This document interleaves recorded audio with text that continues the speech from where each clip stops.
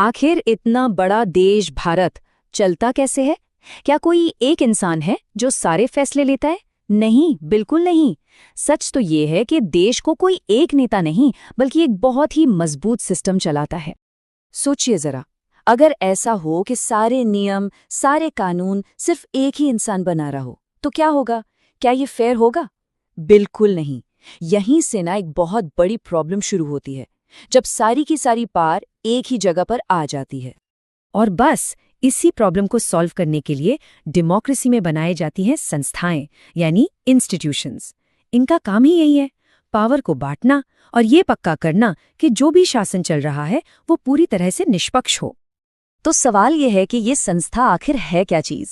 देखिए, बिल्कुल आसान भाषा में समझें तो ये एक ऐसा सिस्टम है जो पहले तो फैसले लेता है, फिर उन्हें लागू करता है और फिर इस बात पर भी नजर रखता है कि सब कुछ सही तरीके से, फेयर तरीके से हो रहा है या नहीं।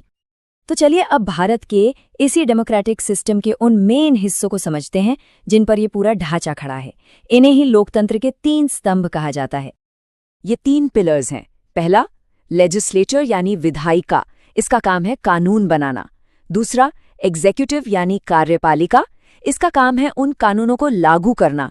और तीसरा, जुडिशियरी यानी न्यायपालिका, जो कानूनों को समझाती है और उनकी रक्षा करती है। और मजे की बात यह है कि ये तीनों मिलकर एक बैलेंस बनाते हैं। तो सबसे पहले बात करते हैं पहले पिलर की, लेजिस्लेचर की, जिसे हम आमतौर पर संसद या पार्लियामेंट कहते हैं। ये हमारे देश की सबसे बड़ी कानून बनाने वाली बॉडी है। यहीं पर देश के फ्यूचर से जुड़े बड़े बड़े कानून तैयार होते हैं। अब देखिए, भारत की संसद के 2 हिस्से हैं, या कह सकते हैं 2 घर हैं। पहला है लोकसभा, जिसे हाउस ऑफ द पीपल भी कहते हैं। क्यों? क्योंकि इसके मेंबर्स को सीधे हम और आप यानी जनता चुनती है। और दूसरा है राज्यसभा यानी काउंसिल ऑफ स्टेट्स, जो अलग अलग राज्यों को रिप्रेजेंट करती है। तो कोई बिल, कानून कैसे बनता है? इसका एक पूरा प्रोसेस है। सबसे पहले एक बिल पर लोकसभा में खूब बहस होती है, वहां से पास हो गया तो फिर उसे राज्यसभा में भेजा जाता है मंजूरी के लिए। और जब दोनों ही हाउस, लोकसभा और राज्यसभा, उसे पास कर देते हैं, तब फाइनली प्रेसिडेंट के साइन के बाद जाकर वो बिल एक कानून बनता है।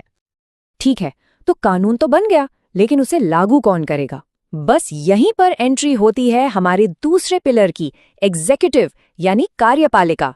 ये वही लोग हैं जो पार्लियामेंट में बने कानूनों को असलियत में जमीन पर उतारते हैं। अब ये जो एग्जीक्यूटिव है, ये भी 2 तरह का होता है। एक होता है पॉलिटिकल एग्जीक्यूटिव। इसमें वो नेता आते हैं जो इलेक्शन जीतकर पावर में आते हैं, जैसे प्राइम मिनिस्टर और उनकी पूरी कैबिनेट। और दूसरा होता है परमानेंट एग्जीक्यूटिव। इसमें आते हैं हमारे सिविल सर्वेंट्स और ब्यूरोक्रेट्स, जो सरकारी काम को संभालते हैं और फैसलों को ग्राउंड लेवल पर लागू करते हैं। और अब बात करते हैं हमारे सिस्टम के तीसरे और बहुत ही जरूरी पिलर की, जुडिशरी यानी न्यायपालिका की। इसे संविधान का गार्डियन या कह लीजिए रक्षक भी कहा जाता है, क्योंकि इसका सबसे बड़ा काम ही यही देखना है कि देश में जो भी कानून बन रहा है वो हमारे संविधान के हिसाब से है या नहीं। इंडिया में हमारा जुडिशियल सिस्टम 3 लेवल्स पर काम करता है। सबसे ऊपर नेशनल लेवल पर है सुप्रीम कोर्ट, जो देश की सबसे बड़ी अदालत है। उसके नीचे स्टेट लेवल पर आती हैं हाई कोर्ट्स, और फिर लोकल लेवल पर होती हैं डिस्ट्रिक्ट कोर्ट्स। तो हमने तीनों पिलर्स को अलग अलग तो समझ लिया, पर असली खेल तो ये समझने में है कि ये तीनों एक दूसरे के साथ मिलकर बैलेंस कैसे बनाते हैं। इस पूरी व्यवस्था की सबसे खूबसूरत बात है चेक्स एंड बैलेंसेस का सिद्धांत। इसका मतलब क्या है? मतलब ये कि हर इंस्टीट्यूशन के पास इतनी पावर होती है कि वो दूसरे को जरूरत से ज्यादा पावरफुल होने से रोक सके। एक उदाहरण से समझते हैं। मान लीजिए पार्लियामेंट ने कोई कानून बनाया, लेकिन अगर जुडिशरी को लगता है कि वो कानून संविधान के खिलाफ है, तो वो उसे रद्द कर सकती है। देखा, यही वो बैलेंस है जो किसी भी एक ब्रांच को अपनी मनमानी करने से रोकता है। और यही तालमेल, यही कोऑर्डिनेशन हमारी डेमोक्रेसी को मजबूत बनाता है। जब ये तीनों संस्थाएं एक दूसरे की रिस्पेक्ट करते हुए मिलकर काम करती हैं, तभी जाकर एक लोकतंत्र असल मायनों में सफल होता है। थ्योरी तो बहुत हो गई, अब देखते हैं कि ये सिस्टम असल में काम कैसे करता है। इसको समझने के लिए एक बहुत ही फेमस केस का एग्जाम्पल लेते हैं, मंडल कमीशन केस। इस एक केस ने पूरे सिस्टम को एक साथ एक्शन में ला दिया था।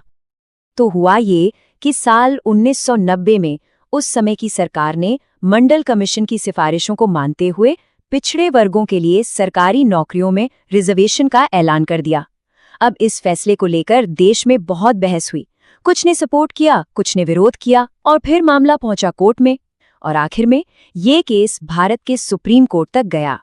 तब सुप्रीम कोर्ट ने एक लैंडमार्क फैसला सुनाया। कोर्ट ने कहा कि रिजर्वेशन देना ठीक है, ये संविधान के हिसाब से वैध है, लेकिन ये कुल मिलाकर 50% के कैप से ज्यादा नहीं हो सकता। इस एक फैसले ने एक तरह से बीच का रास्ता निकाला, एक बैलेंस बनाया। तो इस पूरे केस से हमें क्या समझ आता है? ये चेक्स एंड बैलेंसेस का एक परफेक्ट एग्जाम्पल है। यहाँ जुडिशरी ने सरकार यानी एग्जीक्यूटिव के फैसले को ना तो पूरी तरह से रिजेक्ट किया और ना ही आंख बंद करके उसे मान लिया, बल्कि उसने उस फैसले को संविधान के दायरे में रखते हुए बैलेंस किया। इससे सामाजिक न्याय भी हुआ और समानता का सिद्धांत भी बना रहा। तो इन सारी बातों का निचोड़ क्या है? सार बस इतना है कि ये संस्थाएं ही हमारी डेमोक्रेसी की असली रीढ़ की हड्डी हैं। तो चलिए एक बार फटाफट से रिकैप कर लेते हैं। लेजिस्लेचर यानी विधायिका, इसका काम है कानून बनाना। एग्जीक्यूटिव यानी कार्यपालिका, इसका काम है कानूनों को लागू करना। और जुडिशरी यानी न्यायपालिका, जो इन कानूनों और संविधान की रक्षा करती है।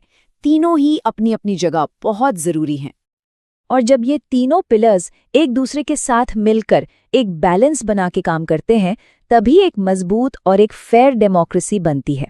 याद रखिए, इनमें से कोई भी एक दूसरे से बड़ा या छोटा नहीं है। सबकी अपनी अपनी बहुत ही इम्पोर्टेंट भूमिका है। लेकिन एक सवाल यहाँ पर छोड़ जाते हैं। अगर ये संस्थाएं लोकतंत्र की रीढ़ है, तो इस पूरे सिस्टम में एक आम नागरिक की क्या भूमिका है? इस सवाल पर सोचिएगा जरूर।